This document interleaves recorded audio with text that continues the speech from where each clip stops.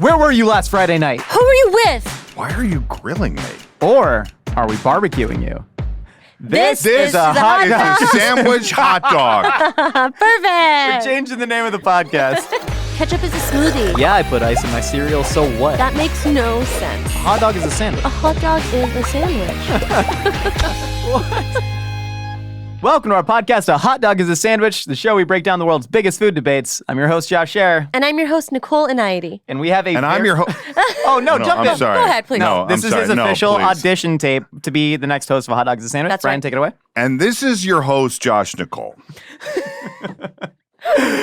You may recognize him as Kevin Malone from NBC's The Office. He's also a podcast host, a New York Times best-selling author, and his second cookbook, Seriously Good Barbecue Cookbook, is out now. Please welcome Josh Nicole. Josh Nicole. I like Hi. it. Thank you. Brian guys. Baumgartner, welcome to the show, man. Thanks for Thank coming. you. It's my pleasure to be here. Thanks for being here. Of course. And so you have your second cookbook out, a Seriously Good Barbecue Cookbook. Your first cookbook was a Seriously Good Chili Cookbook. That's right. And obviously many people know you from your iconic scene in The Office where I've never seen so much pathos Very in true. a man swimming around in spilled chili. Thank you. I'm actually dead ass serious. The amount that we felt for you as you were in that chili was utterly incredible. Well, you should laugh and cry every day. First off, thank you. I feel like I can tell a lot about a person whether when they come up to me and undoubtedly mention or reference that scene, when they come up and say, dude, that is the funniest thing ever.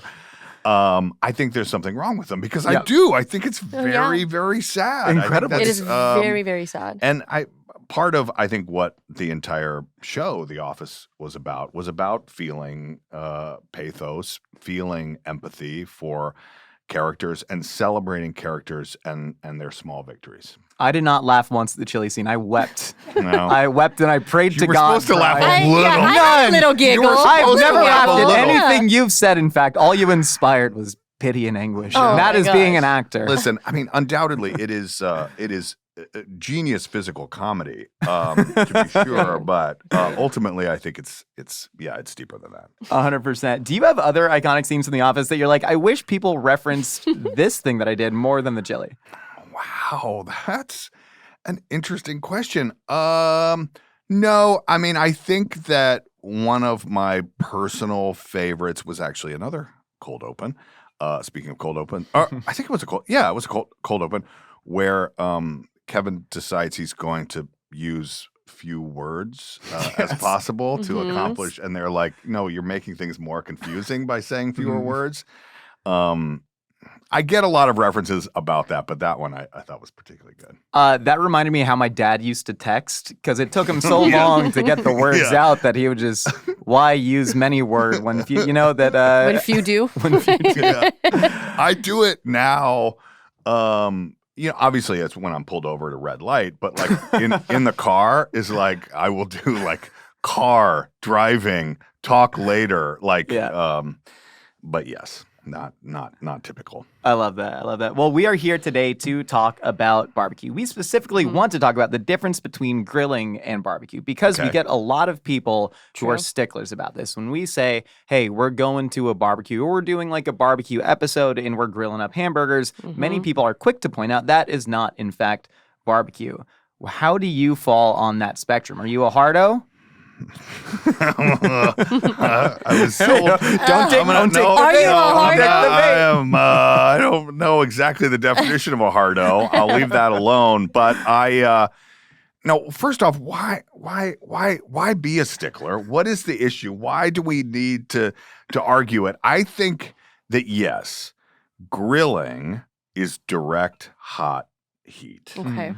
Barbecue, in its traditional definition and form, is indirect heat. But come on, if you're going to a barbecue, you're going to a barbecue. Like barbecue now is a word that means way more, including in my cookbook as well. Yeah. I mean, there's sides in the cookbook, which is definitely not barbecue, but there are things that you make alongside typical barbecued meats and vegetables. Yeah, the barbecue has become an event and like a very uniquely American event, right? Like the term barbecue, Nicole hates when I go off on the No, I love it. What do you mean? Just because my eyes glaze over doesn't mean I don't love it.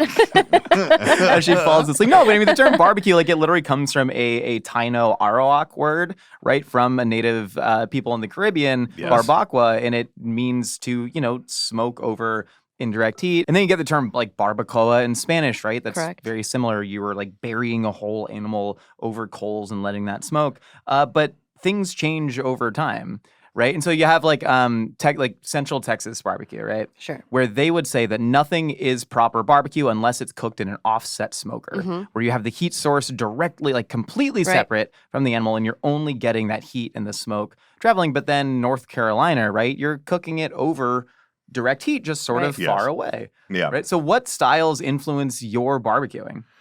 I do a lot of all, actually. And I feel like oftentimes a combination of direct and indirect heat is most effective. Particularly, that is not. We'll go with it. There's an extra syllable. We'll go with in it. there. Too many syllables. Just cut it. Particularly. Can you cut just that one syllable? Thank you. Sound like Trump. Using chicken. That's what I was going to say. I feel like if there is something that I'm most proud of that I make a lot, it is I have found a way, I believe, to make boneless, skinless chicken breasts actually stay moist and flavorful. And it's really about that. It's really about the combination and timing of direct and indirect heat. Wait, I got to hear more about that. So is that barbecue? Tell. I don't know. I think that it is. But some people would say, I think particularly in the South, in the deep South, it would depend on what marinade or flavor was on it. Okay. Would it be barbecue or not? So like traditionally, that's a weird thing to say, but like often now I will use like a Italian dressing type marinade, keep it very sort of light, with some recipes in there with whipped garlic sauce that can go with it. Oh, snap. But a lot of people would not say that's barbecue because it's like, well, that's not, again, barbecue sauce. Like, what is barbecue sauce and how is that derived from indirect heat? So I don't know if I answered your question, but I used a lot of words. So no, I love that. Yeah. This podcast is mostly made up of words, which is great. I'm curious about this. Mostly. Okay, so you grew up in Atlanta, Georgia. I did. Right? Yes. And then what sort of barbecue did you grow up eating? Like, was that a big part of your day-to-day life or no? I was just talking about, well, I would say, to your point before, culturally, yes. Like family, and by family in the South typically means family and friends, close friends.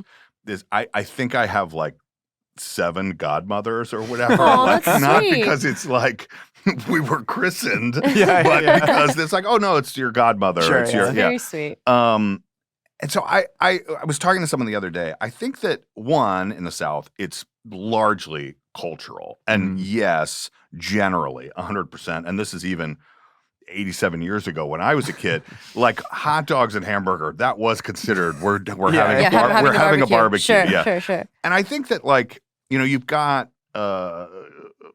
Carolina specifically that has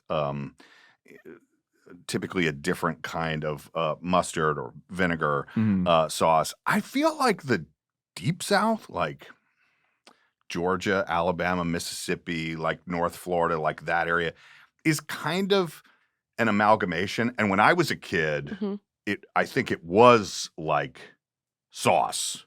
Like if it has sauce a sauce that is barbecue-y, just kind of sweet, then that's brownish red. Yeah, correct. That's that the it was thing. that it wasn't so. And I don't know when the first time a rub was. I don't know. It was like a barbecue rub was. That was not something that we did. It was always sort of like slathered in a lot of sauce. Sure. Yeah. And I think that, I talk about this in the book, and I do feel like, which is kind of a new discovery for me, actually, that my influence, I've always loved cooking, barbecuing, and or grilling. That's what I do. But I think that I have a big influence now with California cooking. Oh, hell and yeah. Nice. And the idea of making the meat the star is important, and the quality of that meat. And as much as you can, obviously it depends on the cut or whatever, but making that getting high quality meat should be the absolute first priority, and that it makes such a tremendous difference in your result from cooking and how much you have to slather stuff on it. I grew up eating what we called barbecue chicken, which is to say unseasoned, boneless, skinless chicken breast cooked in the toaster oven because it didn't heat up the house and we didn't have AC. Yeah, great. And then we would take as much Bullseye barbecue sauce. Yeah. Bullseye. I've actually never heard of Bullseye. It has the most liquid smoke per square inch. I swear to God, I've tried it as an adult. No disrespect to Bullseye. If you want to sponsor my new lower back tattoo. Oh my God. But sponsored by Bullseye. You can draw a little. You can't draw Bullseye on my lower back. That's now we're talking about. can't. Now we're talking about. There's Guys, Innuendo. I was introduced to his back a little while before we started this today. Well, we have a mutual friend on my back. We have. You can't say that. I was told there were things you can't say here. Yeah, that seems like something you cannot say. This is why we brought him into audition to be the new host. Weirdly, I did see your lower back. Yeah. Yeah. So we're gonna. Is it tan? It's nice. It's nice. Okay. It's nice. It's not okay? tan. It's not It's tan, nice. not quite pale. It's nice. It's No, not. I feel got like a now nice Nicole's lower saying back. weird things to me. I don't like that. I just want to be included, man. The point is, you can obscure really crappy meat and crappy cooking with a lot of sauce. Yeah, that's Yes. very, very true. But I don't think that it. Well, I guess it obscures that, but I don't think it makes it taste good. Really, like No, it makes more it sauce. go down easier because of just the I lubrication. agree. It makes it go down easier because it's masking it. I'm not trying going to. down easy. No, that's It's what not easier. trying to. he's doing. I'm not trying to do okay. this. It just happens sometimes. Get used All to right. it. All right. Can I ask an unrelated We question? love tangents. Yeah, go ahead. It's not really a tangent. It has to do with what you said. Are you a fan of liquid smoke flavor? Personally, I don't like smoky flavors that much. I find them to be a little bit strong and abrasive, and it's not very harmonious. I agree. So I don't love liquid smoke at all. I don't really like. I mean, I love barbecue because I recently was introduced to barbecue. I would say like a few years ago. Okay. Because I'm a born and raised LA girl. Like I lived in an apartment my whole life. I've never really barbecued. Okay. So for me, it was putting a little bit of liquid smoke in like a rub and calling it a day. I never really liked it. But once I had real barbecue, like when I was in Austin and whenever I was in Memphis, Tennessee, like that was real barbecue. I'm like, okay, now this is good. So liquid smoke doesn't do it for me at all, and I hate it, and I can always detect it. Yeah. Always. It's so different. Yeah. Because to me, like having something smoked is so delicious. Yes. And I'm kind of like, and I guess liquid smoke is not, it's not even that, because I was about to say something, but like smoky cheese, I can't do it. I don't even like mezcal. Me too. Really? I can't do handle that. it. It to me, it tastes like fake smoke. Correct. And I'm Yeah. sure it's not. I mean, it's what? It's the barrels are smoked or whatever. Yeah, I don't know. It's weird when you say because fake smoke. So like the way that liquid smoke is made, they literally are condensing real smoke and then just putting in it condensation into a bottle. But I agree with Yeah, you I guys. didn't know that. Yeah. See, They there you take go. they I take didn't the know wood. that. I Yeah. didn't know how to fake it.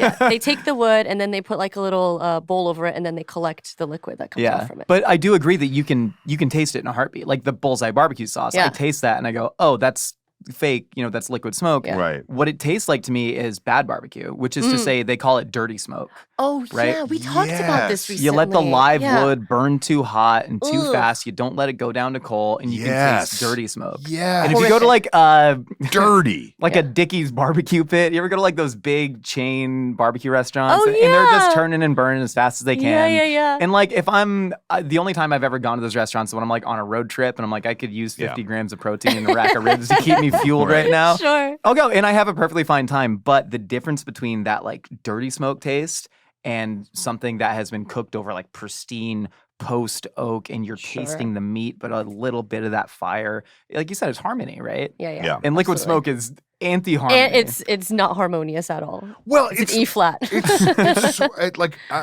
Maybe this is not the same thing, but it's reminding me of like, when you go and you're camping or whatever you're doing and there's like an actual fire. Yeah. Like when the wood is burning fast and there's so much smoke, like to me there's nothing worse. Your eyes start burning when you taste it out of association. So true. This is too much. True. But when it's like been burning and you just kind of smell a little bit, then it's pleasant. Like beautiful. Yeah, it's and pleasant. exactly where I want to be. But yeah, I think that's the difference. So I don't want it to smack me in the face. Yeah. I have a bottle of whiskey at home that is, I believe, the smokiest whiskey on the planet. Lafroig? No, not Lafroig. It's smokier than Lafroig, Lafroig. It's called Peat Monster. And I don't it is smoked in peat. And so I happen to love that smoky taste, especially in liquor and especially when balanced in a cocktail. But I have met more people like you. I've had to remake people's cocktails at home because I added a tiny float of that on top. And they're like, you're trying to poison me. So I completely get it. And I will not offer either of you that bottle when you come to my home. Brian, I have better stuff. I was going to ask, so whenever you're at home, what kind of grill do you use? Do you use charcoal, wood? Like what's your vibe? Both. All. And by the way, I know it's I don't know, is it considered cheating or something? Like if I'm home, I mean I'm on the road a lot. But when I'm home, I would say 4 or 5 nights a week I'm cooking something outside. Wow. Oh, yeah. That's the goal. That's incredible. So I use gas too. Yeah. Right on. Hey. I use gas. And sometimes I don't even mess with this. I do have the ability to do the like chips on the side, you know, and have some smoky, but sometimes because there is a time element. It's a Tuesday night. There is a time element that sometimes prohibits that sort of long-term stuff. But yeah, no, I don't use a ton of charcoal, but wood and gas. Yeah. Yeah. So Do you have like the versatile. little, they call it like a smoker box where you put the chips in like a little box and tuck it in That's the what I was gas talking. grill? Yeah, that's what I was talking about in the and sometimes I don't even do that. But yes, I have. Yes. Have you ever used the cedar planks, or they have other different wood, like the planks? I'd only heard of like cedar plank salmon, right? That's a very like Oh yes, Seattle-y yes. thing. And I'd only had it probably at like an Applebee's when I was 12 years old, you know. But I cooked with it for the first time, and I actually grilled steaks with it. You should try. It is shockingly good. Really? It's a shockingly pleasant, smoky flavor on it.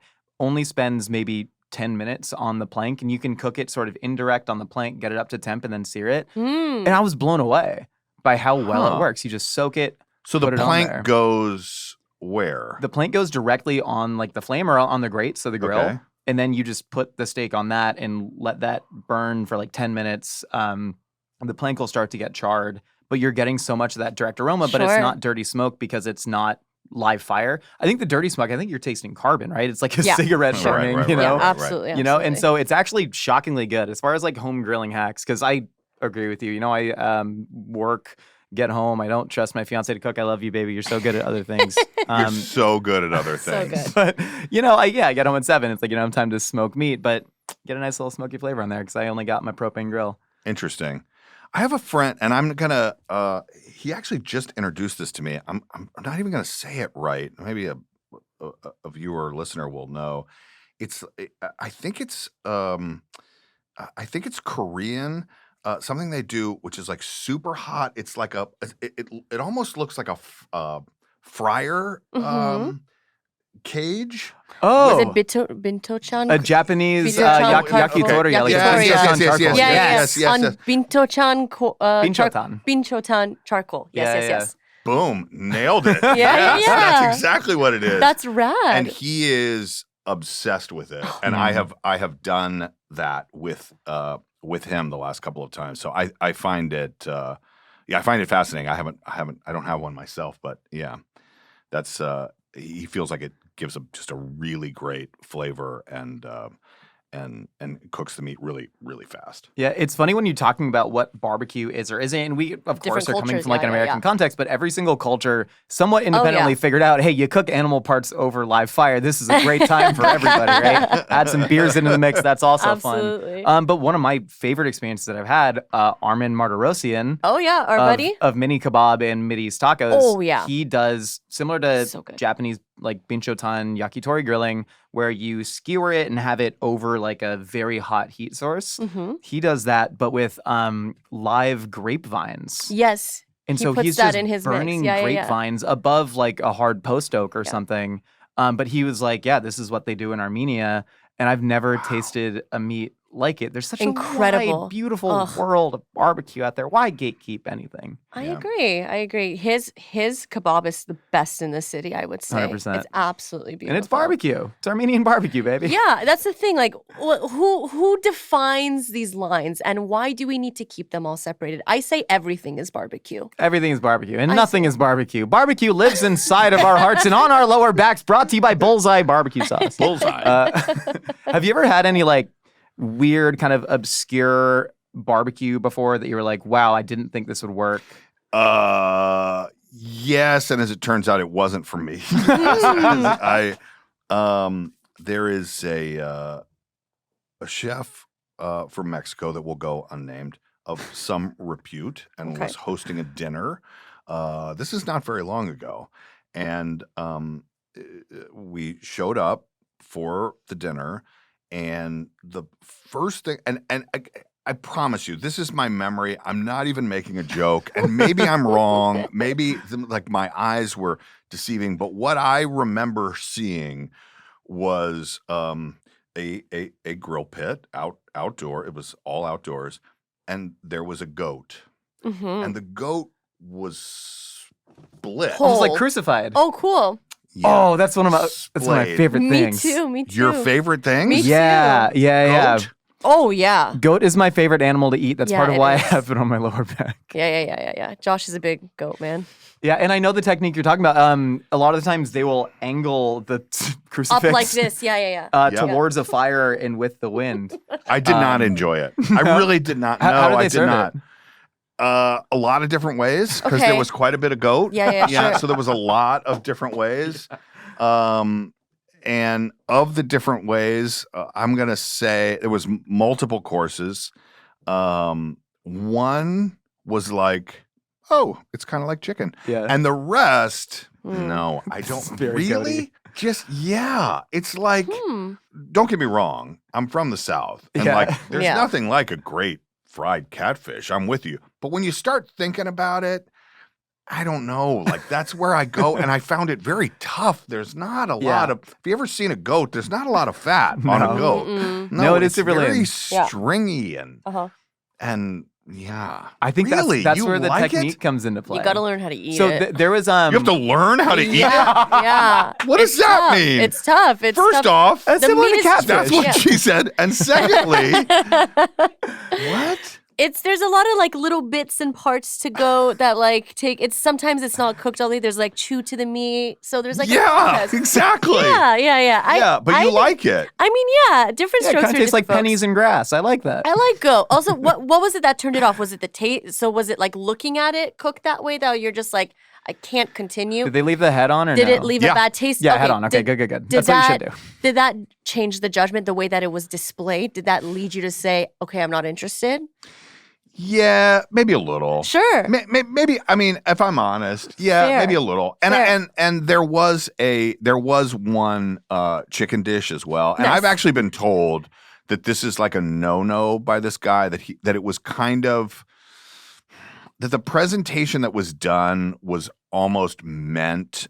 It felt aggressive. Yeah. Like I have been told by a number of other quality chefs, and I'm not talking about grilling necessarily, but the chicken that they had, the foot was still on it. Oh, that's a weird trend that they've been doing. Okay, so but that's not like if you're going to cook the foot, do what you want with the foot. Yeah, cook the foot. But it does. You're not supposed to put that on your. I mean, supposed to, whatever that means, but like. It felt a little like in your face. In your face. Yeah. And again, like as you walk up, and the goat is there. And I didn't find it like a pleasurable smell, like just from the, fair. just right off the bat. Yeah. So yeah. So yes, that answers the question. I can answer that question. It sure is a good answer. It was not for me. I was once tasked with getting a whole goat. It was actually for the show, but it was to cook birria de chivo, right? Traditional goat birria from Jalisco. And I did some calling around, and I found a person that sells whole goats. And I went there. It was a halal butcher shop in North Hollywood. And I go in, and they only sell them on Sundays. And I was looking around where are the goats. That's the rule? Yes, that's what they do. And they're raised locally. And I then see just a loose pile of about 12 goat carcasses sitting on the butcher room floor. Well, yeah. And then I go, there's a bit of a language barrier, and I just go, one goat. And I was asking them to like butcher it, how I wanted it. And I just couldn't communicate. And so I said, just give me the whole goat.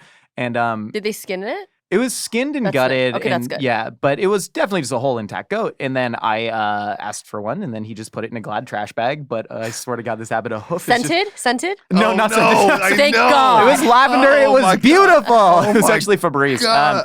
No, but there's just it was Febreze? No, that's horrible. There's a hoof sticking out, and I just threw it into the trunk of my Honda Civic. How heavy was it? And took it home, and I learned how to. It was only like 50 pounds. Like it was a small-ish. It was like a cabrito, like a little goat. Okay. And then I just went home. Do you hear how he's using? He's using words from other languages just to sound impressive. Yeah, it does. Literally. So then I took a hacksaw home, and I started hacksawing the goat into the goat. With its hoofs. Yeah. So that was a bit harrowing, but it was a fun time, and I learned how to butcher a goat pretty well. It's more intuitive than you think. I was going to say it's very intuitive butchering a goat. Yeah. Have you butchered a goat? Well, yeah. Well, I butchered. Well, I went to culinary school, so I've butchered chickens and a whole half of a cow and a goat. Would you serve the foot on the chicken? I mean, it's a creative choice. I think it can be jarring at times, but it depends what kind of message you want to send. Mm-hmm. I like chicken feet, but again, I like it prepared in a certain way. Yeah, that's totally my point. Yeah, it felt just a little like this shock rock. Yeah. Exactly. I get I'm not into Alice Cooper either. chicken. Everybody calm down. Everybody calm down. This is Ozzy biting a head off a bat of the culinary world. Yeah, because I feel like then, and now this is tangential, because I feel like then what you're saying, you're not allowed to say you don't like the. I think that's my problem. You're not allowed to say I don't like the food because it's like, oh no, you just don't appreciate that I'm doing this. Yeah. Mm-hmm. Yes. Seems like a chef is trying to push I'm bringing over the head and I'm scooping brain and putting it on, and then like looking at you like. Are you gonna eat it? Yeah. It's a weird power move. It's a weird power move to do that. It truly is. Well, we won't serve you goat brains unless you ask. No, we have. I did a Dorito crusted lamb brain once. That was actually good times. Really good. Hot Cheetos. Was it Hot Cheetos? Hot Doritos? It was Doritos. It was Brian, what's your favorite recipe in your cookbook? Well, so part of the reason that this cookbook actually exists was, as I said, I do a lot of grilling and barbecuing, and during COVID, you were just like looking for information to consume. And it's like, do I watch The Sopranos for the 8th time? Or do I? Yeah, the answer is always yes. I'm going through it right now, by the way. And I found this documentary on Netflix called Chef's Table Barbecue. And it did, they had one episode from different barbecue masters from around the globe. Nice. And one of them was Rodney Scott in South Carolina. And randomly, it's been 9 months. I haven't visited my parents, but I first of all, I fall in love with the show. It's a very interesting show if you haven't seen it. And I end up having an excuse sort of for work to go to Nashville and end up driving hours and hours across. My parents are in South Carolina, but not in Charleston. Mm-hmm. And I was like, I'm going to go to Rodney Scott's joint there. I'd never been before because of this. And by the way, I start grilling and barbecuing more and more because what else are you doing during the pandemic? And went there, met some of the people working the pit. They were actually doing a hog. They do whole hog barbecue there, and yeah, so having a recipe of his in here and that sort of time, it's sort of this whole book sort of comes out of that time. It feels like in a way a culmination of me growing up in Georgia and just finding something that I love and continuing to do it. And then sort of through the pandemic, and feel like I learned a lot more during that time and had so many great people give their recipes and talents to the book. So I'm really excited about it. That's incredible. That's I can feel beautiful. the excitement coming off you. And that's one of the best things about barbecue is you can show up to a place and go, hey, can I see your rig? They go, yeah. Yeah, Yeah, they love walk showing you in. Yeah. And Yeah. I can't believe I haven't said that. The communal aspect of it So true. comes from my history in the South, but it still happens today. It's like, what do? It's like you stand outside. Speaking of The Sopranos, you stand out in front of a grill or a barbecue and you just talk about the meat while it's cooking and what they did and how to do it better. And I love it. And I could spend hours staring at that meat. Yeah. Oh, man. All right, Nicole and Brian, we've heard what you and I have to say. Now it's time to find out what other wacky opinions we got rattling out there in the universe. It's time for a segment we call Opinions Are Like Casseroles. Casseroles. Yeah, you got it. Booming tenor voice coming Yes. in. All right. All right, Maggie. Opinions are like casseroles. Do you get the, Do you get the it? innuendo, the pun? It's a joke. I get Half it. of a pun. Yeah. Yeah. It's not great. If you could offer Can a you- punch up, can- that'd be yeah, huge. yeah. I'll think about it. I appreciate Okay, that. All right. Hey, Josh and Nicole. This is Eric from Flint, Michigan. Hi, Eric. And my hot take is that not only are chicken thighs the superior protein for burritos, but smoked chicken thighs are absolutely God tier, or maybe S tier. I don't know what the S stands for, but I know that means it's good. Me neither, brother. Super. Don't grill your chicken that what it thighs. means? Don't roast them. Don't air fry them. Put them in a smoker. Put them in your burrito. I promise you it'll Okay. be the best thing you've ever eaten. It's a Callahan brake pads guaranteed on the box. All right. Weird. Tommy Love Boy? the show. Love the Mythical Kitchen. Thanks, guys. Callahan break. Is that a Tommy Boy reference? Callahan? Yeah, I think so. That old school. Look at him Wow. I love Tommy At first, I Boy. thought he snuck in an ad. He also didn't address me at all, which I found That's offensive, offensive. very offensive. Rude. Go ahead. So he asked you, what was the question? go. No, I think he asked I you. got Yeah, yeah, yeah. distracted by Callahan's. No, it was more an opinion. Yeah, Right? smoked chicken thighs a are it's burrito. like the best way to cook a chicken thigh. And then also putting them in a burrito post haste is Yes. a great way to go. Okay. Weirdly, we're not here at all to talk about chili, but I will say, because it is related, one of my favorite chilies from my other cookbook that I'm not currently here trying to sell. Buy that one too. Buy the Yeah, bundle. buy that. The bundle, the Seriously Good Chili Cookbook. There is a smoked chicken thigh chili, which is delicious. Lots of steps, as you might, because you start with smoking chicken thighs. Yeah.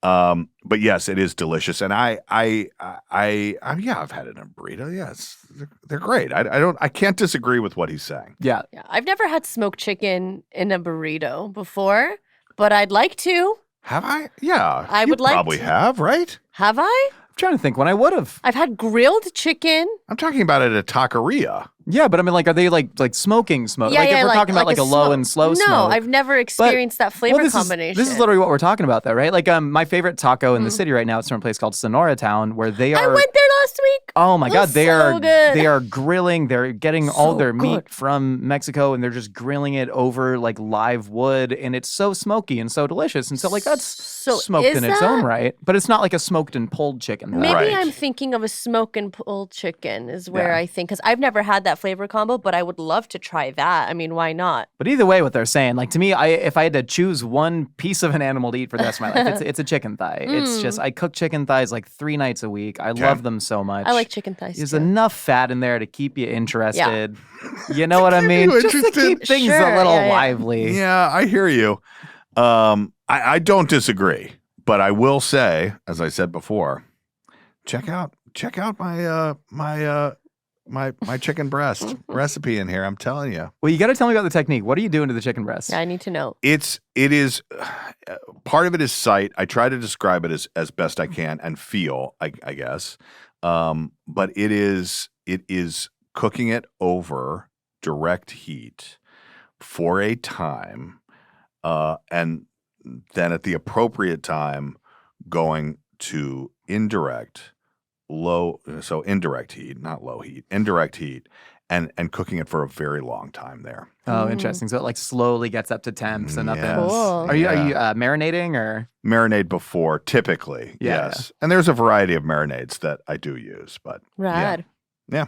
Yeah, chicken breast, man. It takes a deft hand. I love chicken Takes a breast. deft hand, I but it love can be chicken in great. general. Yeah. My favorite way to eat a chicken thigh is chicken adobo. Yeah. And that's where I stand. Soy, vinegar, garlic, bay leaf. That's where I stand. Mwah. Hey guys, it's Rob from Cincinnati, and not really a hot take, but I love Cincinnati chili. Chili on the noodles. Here we Oh, go. man. But a good appetizer is hot sauce on and in an oyster cracker. On and in. So just letting you guys know. And big question, who would win in a fight between a grizzly bear and a tiger? Okay. We need to know. There's so much going on. Brian, if you could There's please take a the first lot chili going question on. of the day, Cincinnati chili. I mean, now I regret referencing chili before. There was a direct pull because of that is what I do with the, and I did it pretty recently with the chicken thighs. Cincinnati chili is, I mean, look, I love the people of Cincinnati. My father hails from Cincinnati, right across the Ohio River. So really he is from Cincinnati, Kentucky, little town, Fort Thomas, but you can see the city from there. I spent a lot of time there. Grater's ice cream. So I'm making people happy there in Cincinnati. The greatest ice cream in the world. Yeah. Cincinnati chili with the chili on the noodles is decidedly not my thing. I don't. It's too. There is, as you just said about the entire question. There's a lot going on. Lots to unpack. There's a lot with the noodles and the thing, and there is a. I think there's a nostalgia factor, and I'm not going to mention them contractually, maybe by name. But there is a chili in Cincinnati that gets a lot of attention. I feel like it is possibly more nostalgic than actually Okay. high we quality. all know it. We all know fair. what you're talking about. There's I- only I two see your chili point. spots. Yeah, We know one. I respect Cincinnati chili. It comes from, it has its roots in like Northern Greek and Macedonian. Macedonia. Yeah. Which is why there's that kind of like sweet palate on it with the warm spices. But it's Yeah. not like chile con carne, right? Which is what we That's think of as different. chili. Yeah, sure. I'm more interested in the fact that this person is taking oyster crackers and popping them open like pani Like, puri I was in gonna Indian say, cuisine. like pani puri. Oh, oyster crackers. He Yeah, said. Yeah. Oh, for the I thought he moved on to oysters. Well, we haven't even touched the I grizzly didn't bear even question. hear. I'm taking a grizzly bear for sure. I feel like a tiger has more will to live. I can just see it in their eyes, you know? Who Because will they're win? about equal sizes. No. No. Yeah, grizzly well, bear, Really? okay, no. well, we're seeing grizzly bears, adult males weigh between 400 and 600 pounds. That seems light. For the this bear? is the first Google result. Grizzly bear? Allegedly. Okay. Tigers can weigh up to 650 pounds. Are you Allegedly. sure? I don't think so. Listen, this is from iNaturalist.org. That is a reputable website. It has org in it. Has an org in it. Says Okay. you. Grizzly bears are soft. They haven't grown up in the jungle. No, I think they're soft. I think I could beat a grizzly bear in a fight. That's You where know I'm who standing I here. think wins? Humanity. Next opinion, please. Through deforestation. Hello, Nicole, and hello, Josh. Hi. Weird. A lot of people talk about a shower orange, Uh-huh. but for those of us that eat What? meat, what I think is better is eating a whole bird with just your hands. She knows. It can be a chicken, it can be a turkey. She knows. There's just something really primal about it that's great, and also you get the little choice morsels. So you can find the little fatty bits in the skin. Choice and just, morsels. You gotta do it at least once. All right, thank you. Bye bye. We got another lower back tattoo qualifier. Choice morsels. Is this eating the chicken in the shower or just eating the chicken like a feral beast? I was about to address that. Yeah, what is that? The shower orange. I believe the idea is you should eat an orange in the shower because you always get a little sticky after eating an orange. And like makes you feel good. And then good. you don't have to worry about being clean with your eating habits in the orange. Okay. So a shower I think beer is the same vein. It's like enjoyable. Different, entirely different. That's entirely different. No, it's not. You're not spilling the beer down. No. It's the act. You guys are judging. It's the act of aromatizing and peeling the orange with the vapors in order for it to perfume the shower as you eat it. That's what a shower orange is for? Yeah, I've done this before. Have either of you done it before? So judgy. I've also done a shower beer before and a shower margarita. A shower beer is a time issue. Shower beer is just about pregame. 100%. Well, I think it smells nice and it tastes good. What kind of beer are you drinking in the shower? Crappy, like, Peronis. Okay. First of all hail the Peronis. I have no issue with Peronis. Everybody judges me when I drink Peronis out and about. They're like, you're drinking a Peroni. No, it's just like the chicken foot. They're wanting to have a local IPA, but not because they enjoy it. I don't like IPAs. I not hate because IPAs. they enjoy. Yes, thank you. Say it. Why do we have similar tastes? This is great. I love it. I drank a 9.5% triple hazy IPA. Just to prove you can. Just to prove you can. My first sip, I almost dry heaved. Yeah, of course you did. Yeah. That's so mad. It was a hot day. All I wanted was a cold, crisp beer. What kind of IPA do you have? Yeah, who cares? Zero. Okay, but the orange is all about, you guys don't get it. It's the act of oranging. I'm not. It's the act of opening the orange and hold on. You said it's the act of oranging. It is the act of oranging. We're calling it the act of oranging. I'm still killing myself over one extra syllable 45 minutes ago, but oranging. The great oranging. You must all do it. But is she talking about eating the chicken in the shower? This is what I want to know. I believe she's talking about eating chicken without inhibitions. Because to me, that's what a shower orange is about. You can get as sticky and as messy as you want to. Eating a whole bird and then immediately, this is what I do when Julia goes out of town. And I just take a whole rotisserie chicken and I just claw and scrape at it until it's all inside me. It's a fun way to eat. It's a fun way to eat. I'll take a jar of salsa verde, wide mouth, and then I take just my whole fingers holding claws of chicken and I dip the whole thing in the salsa verde and I go... You don't do and that. Then you make that sound? Yeah, you don't only do that when Julia's out of town. You do it like at lunchtime here. Julia's also not here during lunchtime, so I can do it. It's good. It's good. It's nice. Let me just say, to be very clear, holidays are in my household, my family, my extended family are typically cooked by me. And I will say, if I am then after cooking, which by the way, I think is unfair. It's like if I cook the turkey, somebody else needs to just carve it, right? Fair. Just somebody else. I agree. It. But if I then have to, I will kind of when no one is looking, because it is, I will get in there to get some of the bits. Yeah. Okay. So that is one. I will admit to doing that, and I understand wanting to get that. However, the idea of just like pulling out bits and then shoving it into my mouth. Yes. No, I don't, not only would I not do that, I have no desire to do it. And yes, you like it? Of course. I love it. Well, also Josh and I are feral beasts. Mm-hmm. So there's also that. Okay. Well, there you go. To each their own.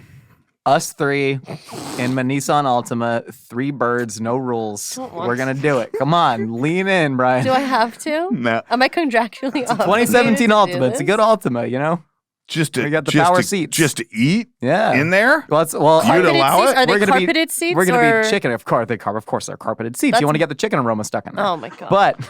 It's like oranging in the shower. Oranging in the shower. Everyone needs to do it. Everybody stop. It's the best thing ever. Highly recommended. Eat a pineapple in there. Why don't you? Live your life. YOLO swag. But orange in the shower is so different than a chicken and an Altima. Us three, That's what 3 you oranges. On that note, Brian, thank you so much for stopping by the podcast. Everybody, make sure to check out his new book. Brian, where else can the people find you? Me personally? Mm-hmm. Give them your address. I don't want them to find come me. over for barbecue. We'll I have no desire. You can find me on the social medias at BB Baumgartner. And I don't, you know why? Because Twitter back in the day wouldn't fit Brian Baumgartner. That's true. Mm-hmm. And then I'm like, well, you want to keep it the same. So now everything is just BB Baumgartner. Good luck spelling it. Good luck finding him at his home address. And thank you all so much for listening to A Hot Dog is a Sandwich. We got new audio episodes out every Wednesday. We got the videos out on Sundays. If you want to be featured on Opinions or like Casseroles, hit us up at 833-DOG-POD1. Our number again is 833-DOG-POD1. And we got more videos out on the Mythical Kitchen channel over on YouTube. Check it out. You know what the deal is. Again, Brian, thank you so much for coming down, man. I had a lovely Thank you convo. so much. Thanks, guys. There's that one piece underneath the turkey. It's the wettest The piece. oyster? It's not even the oyster. It's like this stringy The bit. wettest, I love it. stringiest beat. It's the best. Yeah. Oh, Yeah. I'm all about it. All right.